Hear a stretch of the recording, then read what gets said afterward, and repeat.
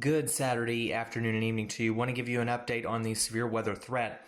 I'm really praying about this because I hope this does not happen tomorrow. I really don't. I hope that I'm wrong. If there's a day I want to be wrong, it's tomorrow. So let's talk about it really quickly. So we're watching for a first round that will move through tomorrow. As far as the severe weather threat, we look at two potential rounds of storms. One will be during the morning hours, likely crossing the river between about 6 o'clock and 7 a.m.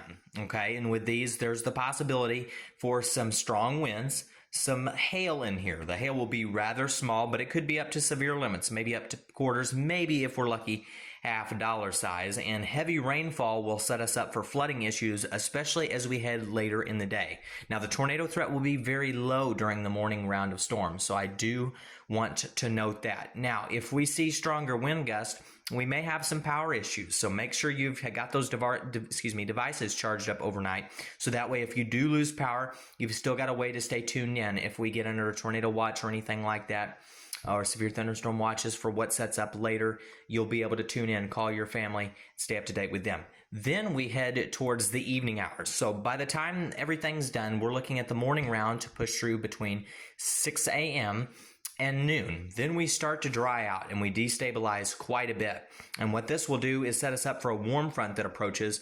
And right now, modeling has the second round of storms moving in a linear form between about 6 o'clock and being done by midnight. So if these move in as projected and are as strong as what we think, we'll definitely have to watch for spin-up tornadoes along this line. Any kink that forms, we want you to be paying attention because these will be able to spin up, touch down, and sometimes it's very hard to get warnings on these. I can't rule out a strong tornado based off some of the shear data that we're seeing with winds shear at the low levels as high as 35 knots, and that's pretty significant. As far as our wind threat goes, straight line damaging winds. Some areas could see up to 80-mile-an-hour winds. I think it'll be between about 65 and 70 for the most part.